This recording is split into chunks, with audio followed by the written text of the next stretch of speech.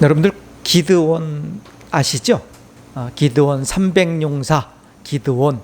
원래는 농사짓는 아주 겁쟁이 쫄보였었는데 하나님께서 어느 날 그를 찾아오셔서 뭐라고 부르셨죠?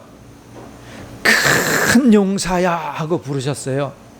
그래서 기드온이 겁쟁이 쫄보였는데 어떻게 됐어요? 큰 용사가 되었어요.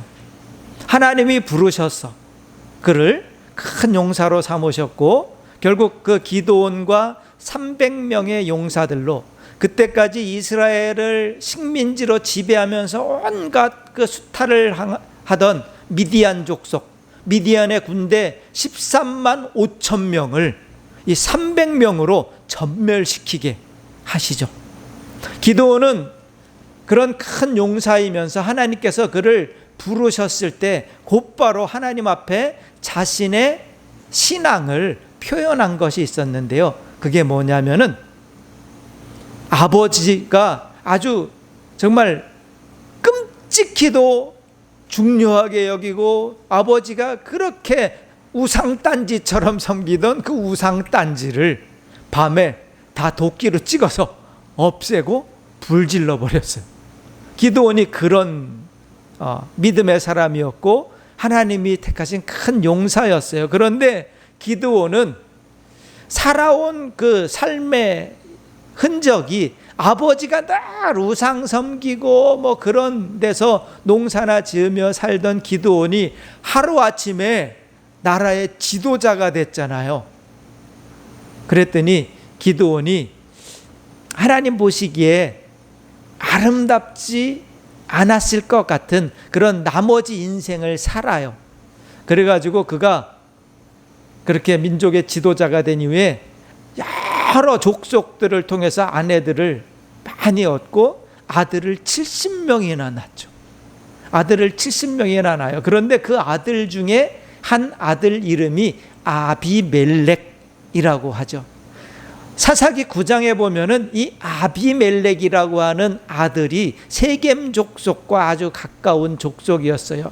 그래서 이 세겜 족속한테서 후원금을 받아요. 정치 후원금을 받아가지고는 그 후원금 받은 걸로 불량배들을 사요. 그래갖고 그러니까 이 조직을 만드는 거예요. 자기 사병을 만들어서 군대를 만드는 거예요. 후원금 받은 돈으로. 그리고는 그 사병들을 이용해 가지고 어떻게 합니까? 왕이 되려고 해요. 하나님께서는 아직까지 이스라엘 민족에게 왕을 허락하지 않으셨어요. 그런데 스스로 왕이 되려고 하죠. 왕이 되려고 보니까 왕이 되려면 아버지 기드온의 아들 70명이 있잖아요. 그 중에 첫째도 있고 둘째도 있고 뭐 여러 아들이 있고 막내까지 있는데 그 중에 아버지가 누구를 선택해야 될지, 이게 백성들은 아버지가 선택해준 왕을 원할 거 아니에요. 그래서 이 아비멜렉이 어떻게 합니까? 아버지의 선택권을 없애버려요. 어떻게? 나머지 형제 70명을 모조리 죽여요. 자기 형제 70명을 모조리 죽였어요. 그런데 막 70명이나 되는 형제를 막 죽이다 보니까 그 중에 막내 요담이라고 하는 막내가 몰래 도망갔어요. 그리고 아비멜렉이 세겜 족속, 이스라엘 유대가 아니라 그 세겜 족속의 지지를 받아가지고 왕이 됐다라는 소식이 들리자 요담, 이 막내 아들 요담이 세겜 족속들한테 이런 비유의 얘기를 하죠. 그게 사사기 9장에 나오는 이제 나무들의 왕 이야기예요. 나무들이 자신들의 왕을 선택하려고 기름을 부어서 왕을 세우려고 보니까 누가 제일 왕이 되기에 합당한 나무처럼 보였을까요? 감람나무, 올리브나무가 정말 최고의 나무라고 여겨져서 찾아가서 얘기하죠. 내가 우리의 왕이 되어다오. 그러자 올리브나무가 뭐라고 얘기합니까? 내가 어찌 하나님과 사람을 영화롭게 하는 이 풍성한 기름 내는 일을 그만두고 다른 나무들 위해서 우쭐거리겠느냐? 거절하죠. 그랬더니 그 다음에는 누구를 찾아갔을까요? 무화과 나무를 찾아가서 무화과 나무한테 네가 우리의 왕이 되어라 그랬더니 무화과 나무가 뭐라고 얘기합니까? 내가 어찌 달고 맛있는 과일 맺기를 그만두고 가서 다른 나무 위에서 우쭐 대겠느냐. 그러자 이번에는 누구를 찾아갑니까? 포도나무를 찾아가서 내가 우리의 왕이 되어라 그랬더니 포도나무가 또 뭐라고 얘기합니까? 내가 어찌 하나님과 사람을 즐겁게 하는 이 포도주 내는 일을 그만두고 다른 나무들 위에 가서 우쭐거리겠느냐. 그러자 나무들이 이번엔 누구를 찾아갑니까? 가시나무를 찾아갑니다. 가시나무에게 가서 내가 우리의 왕이 되어라 그랬더니 가시나무가 뭐라고 그랬어요? 그래? 좋아. 대신 조건이 있어. 그 조건이 뭐야? 니네는 내 밑에 내 그늘에 와서 피해라. 그게 뭐예요? 전적으로 내게 복종해라 이거예요. 그렇지 않으면 이 가시덤불에서 불이 나가서 너희를 레바논의 백향목들처럼 불질러 버릴 것이다. 아비멜렉이 세겜 족속의 지지를 받아서 왕이 됐는데 요담이 비유한 이 가시나무는 아비멜렉이고 그리고 그 나무들은 세겜 족속들이라는 거예요. 결국 요담이 한 말처럼 겨우 3년 만에 세겜 족속과 아비멜렉이 서로 왼수가 돼버려요. 그래갖고 아비멜렉이 군대를 이끌고 가서 세겜의 성을 공격해서 아주 멸절시키죠. 다음 성을 공격하는데 어떤 일이 일어납니까? 그 성 위에서 한 여인이 맷돌을 집어던졌는데 그 맷돌이 정통으로 아비멜렉의 머리에 떨어져 갖고 두개골이 깨져서 죽고 말죠. 지도자가 아니라 우리 모두는 하나님 앞에 겸손해야 합니다. 나무들이 맨 먼저 찾아갔던 나무는 올리브나무, 감람나무였어요. 이 지중해 유역에 감람나무가 굉장히 많아요. 이 지중해 동부, 시리아, 요르단, 이스라엘, 그리고 이제 그 터키, 해가지고 그리스, 그다음에 이탈리아, 이쪽으로 가면서 이 지중해 유역에는 감람나무, 이 올리브나무가 굉장히 많습니다. 그런데 이 지중해 유역의 사람들은 지금부터 6,000년 전도 전에, 그러니까 청동기 시대가 이제 막 시작될 때 그때부터 올리브 기름을 사용했대요. 바울이 로마로 압송되어 갈 때 배를 타고 가다가 그 유라굴로라고 하는 광풍을 만나요. 그런데 이 광풍을 만나기 바로 전에 정박했던 항구가 그레데라고 하는 섬이었어요. 이 그레데라고 하는 섬은 아주 유명한 휴양지, 관광지죠. 크레타라고 해갖고 에게 문명의 아주 그 중심이 되었던 섬이에요. 이 크레타 사람들한테는 파라타라고 하는 단어가 굉장히 많다 그러죠. 왜요? 온통 파란 것만 있는 섬이에요. 바다서부터 해갖고 그냥 파라니까. 그런데 이 크레타 사람들은 이미 그 5-6천 년 전부터 이 올리브 기름을 짜서 이집트로, 애굽으로 수출을 해갖고 엄청난 부를 누렸다고 역사가 기록하고 있어요. 이 올리브 나무는 1000년을 살지요. 살아서는 매년 그 열매를 맺고 그리고 기름을 내어주고 쉴만한 그늘이 되어줍니다. 죽어서도 사람들에게 목재가 되어주고 뗄나무가 되어줍니다. 수명을 다한 이 올리브나무를 밑둥을 잘라놓으면 그 뿌리에서 새순이 다시 돋아서 자란다고 합니다. 그래서 고대인들은 이 올리브나무를 영원한 생명 그리고 끊임없이 새로워지는 그 불사조와 같은 그런 존재의 상징으로 여겼어요. 그래서 올림픽 우승자들에게 어떤 상을 줬습니까? 이 올리브나무 가지를 엮어서 만든 월계관, 월계수가 올리브나무에 올리브관을 씌워줬잖아요. 거친 이런 그 올리브나무는 그런데 그렇게 귀한 존재가 되기 위해서 많은 것을 요구하지 않아요. 거친 광야 사막 언저리일지라도 최소한의 물만 있으면은 사시사철 푸르름을 그리고 풍요한 기름을 아낌없이 내어줍니다. 그래서 성경은 모든 나무의 왕이 되기에 첫 번째 자격을 갖춘 나무를 올리브나무, 감람나무라고 얘기하는지도 모릅니다. 오늘 우리가 읽은 성경은 시편 52편입니다. 이 52편에는 어떤 부제가 붙어 있어요. 우리는 본문만 읽었지만 부제에는 이렇게 돼 있죠. 다윗의 맞쓰길, 인도자를 따라 부르는 노래. 맞쓰길은 어떤 그 구분, 시편을 구분하는 한 장르인 것 같아요.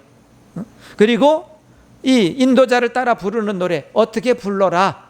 앞에 지휘자가 선창을 하면 선창을 따라 불러라. 뭐 이런 거겠죠. 그런데 중요한 것은 그 뒤에 설명이죠. 이 시편이 어떻게 쓰여졌는가라는 거죠. 어떻게 쓰여졌어요? 에돔인 도액이 사울에게 이르러 다윗이 아비멜렉의 집에 왔다고 그에게 말하던 때.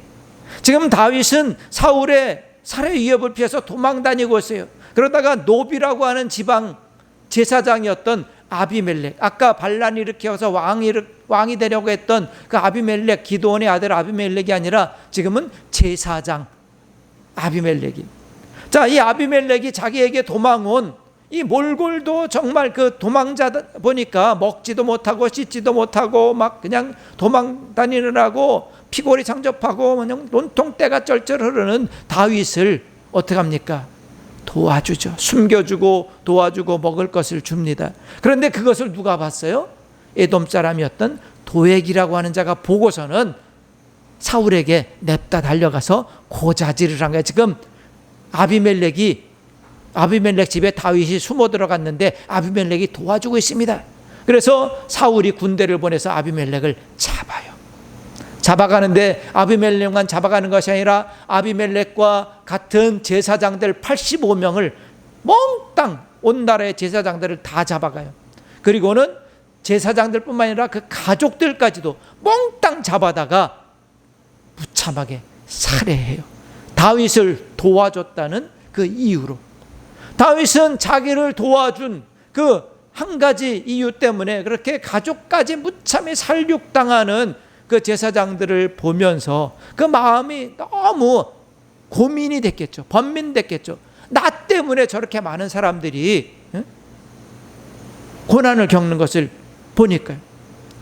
자, 그런데 그 상황을 다윗이 실어 노래하는데, 다윗이 이 시편 52편에서 얘기하는 사람은 어떤 사람입니까? 1절부터 쭉 얘기하는 사람은 악한 사람이에요. 악인이에요. 그 악인은 어떤 일을 한다고 기록하고 있습니까? 악한 일을 쉼없이 자랑해요. 그 입의 말이 간사하고 다른 사람을 속여요. 착한 일보다는 해로운 일을 꾸미고 악을 행해요. 남을 해치는 말을 좋아하고요. 과연 이런 사람 실제로 있을까요? 물론 TV나 영화를 보면은 이렇게 한여름 폭염이 계속될 때 아주 히트치는 장르가 있지요. 스릴러 또는 이 호러, 공포물 이런데 특히 스릴러물들에 보면은 악인들이 나오는데 그 악인들, 그 영화나 드라마에 나오는 악인들이라면 그 정도 되겠죠. 그런데 실제로 우리 주위에 이런 사람이 있을까요? 이런 악인들이 현실 세계에 절대 존재할 것 같지 않아요. 그런데 이 공포 영화나 스릴러에 등장하는 악인들도 보면은 처음부터 그런 악인은 아니었지요. 어느 순간 우리가 평범한 사람들이었는데 어느 순간 어떤 계기가 그들의 내면에 있는 악마를 깨우잖아요. 그러면 그가 악인이 됩니다. 지킬 박사와 하이드처럼 악인이 됩니다. 마찬가지로 우리에게도 우리 내면에 선과 악이 공존하는 거예요. 우리 속에는 천사도 있지만 악마도 같이 있어요. 그런 면에서 본다면 시편 52편에 등장하는 악인은 우리와는 전혀 상관없는 악마라기보다는 우리 내면의 이중성을, 우리 내면의 악한 성향을 묘사한, 드러내주는 것이라고 할 수 있을 것입니다. 그렇다면 결국 이 시편 52편 7절까지 쭉 나오는 악인은 어쩌면 우리 안에 자리 잡고 있는 이 악의 가능성을 드러낸 것이라고 할 거예요. 그러나 다행스럽게도 다윗은 7절부터 8절, 9절 악인의 모습과 대비되는 또 의인의 모습을 얘기하죠. 아마도 다윗은 한 인간의 내면에서 일어난 이 영적 싸움에 대해서 본인이 계속 경험을 했잖아요. 다윗도 보면은 하나님께서 내 마음에 맞는 자다라고 칭찬하셨지만, 그런데 다윗이 그 이전의 삶을 보면은 온갖 죄들을 많이 저질렀잖아요. 그래서 다윗은 자기 안에 이 악과 의가 공존하는 것을 너무 잘 알고 있었던 것 같아요. 사실 그렇잖아요. 우리 안에도 악의 가능성과 의의 가능성이 늘 공존하잖아요. 그 악과 의가 늘 싸우는데 악의 가능성이 의의 가능성보다 강해가지고 거의 모든 때에 악이 의를 누르잖아요. 그래서 우리가 죄에 넘어지고 유혹에 넘어지게 하잖아요. 하지만 다윗은 자신의 그 경험을 통해서 우리 내면의 악을 물리치는 비결을 7절 8절에서 또 9절에서 가르쳐주고 있습니다. 7절과 8절을 다시 보는데 세번역 성경은 이렇게 번역을 하고 있어요. 저 사람은, 악인은 하나님을 자기의 피난처로 삼지 않고 제가 가진 많은 재산만을 의지하며 자기의 폭력으로 힘을 쓰던 자다 할 것이다. 그러나 나는, 의인은 하나님의 집에서 자라는 푸른 잎이 무성한 올리브 나무처럼 언제나 하나님의 한결같은 사랑만을 의지하련다. 자, 우리 내면의 악한 성향은 하나님보다 우리 스스로를 의지하라고 자꾸 유혹합니다. 하지만 우리 안에 의로운 성향은 하나님을 의지하고 싶어 해요. 이 내적 싸움에서, 우리 이 영적 싸움에서 이기려면 어떻게 해야 됩니까? 내 힘, 내 능력이 아니라 하나님을 의지해야 합니다. 죽을 병에 걸리거나 큰 사고를 당하거나 무슨 파산 선고를 받거나 그럴 지경이 되어야만 하나님을 찾으려 해서는 안 됩니다. 그저 유행처럼, 무슨 도깨비 방망이처럼 하나님을 생각해서도 안 됩니다. 언제나 한결같이 무엇보다 우선해서 하나님을 바라보고 하나님을 의지해야 합니다. 하나님이 도와주시기를 바라는 것, 그리고 하나님을 의지하는 것은 좀 다르죠. 내가 아무것도 하지 않으면서도 우리는 하나님이 도우실 것을 우리가 바랄 수 있어요. 그렇죠? 믿지 않는 자들도 하나님 앞에 기도하잖아요. 그러나 하나님을 의지하기 위해서는 내가 전적으로 하나님 편이 되어야 되잖아요. 하나님하고 같이 있어야 되고 하나님을 붙들어야 돼요.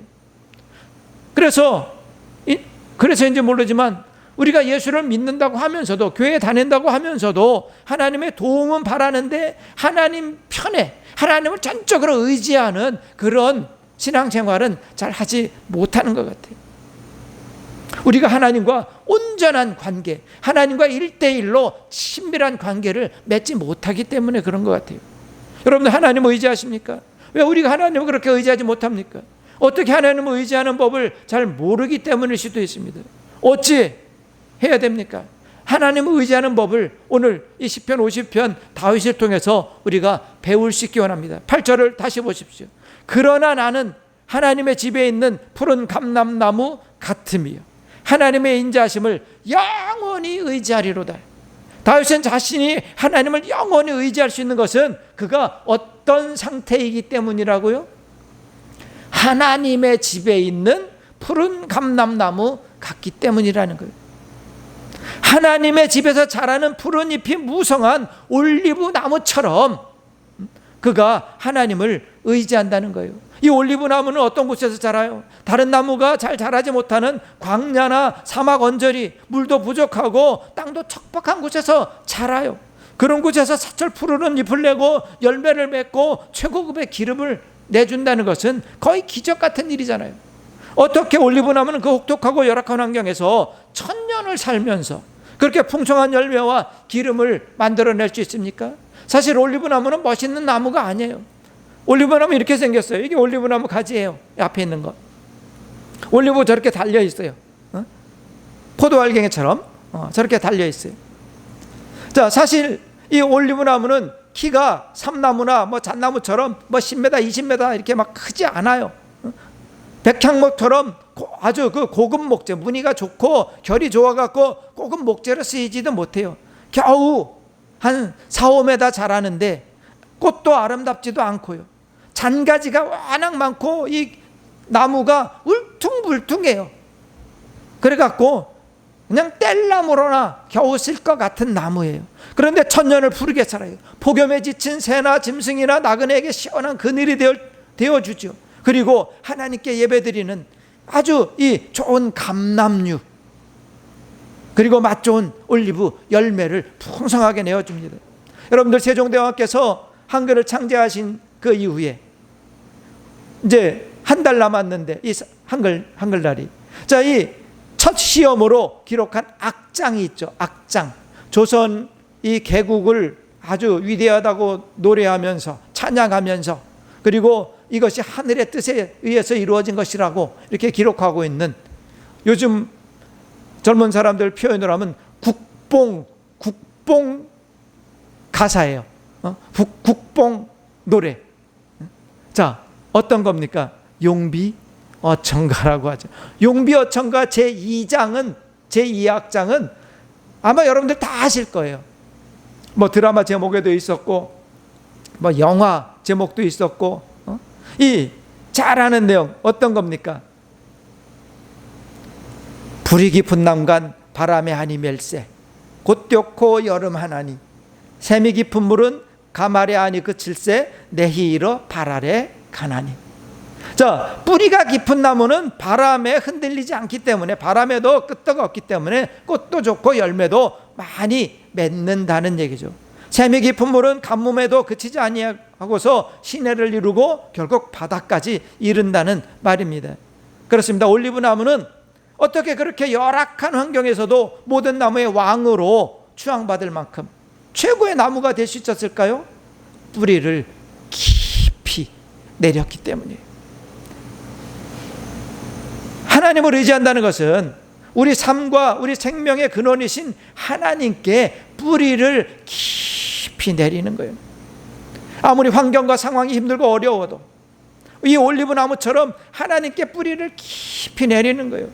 올리브 나무는 자기가 맺은 열매를 의지하지 않습니다. 올리브 나무는 자기가 만들어낸 그 기름을 자랑하지 않습니다. 그 열매를 맺게 해주고 최고급의 기름을 만들 수 있게 해주는 그 근원만을 의지하고 뿌리를 깊이 내리는 거예요.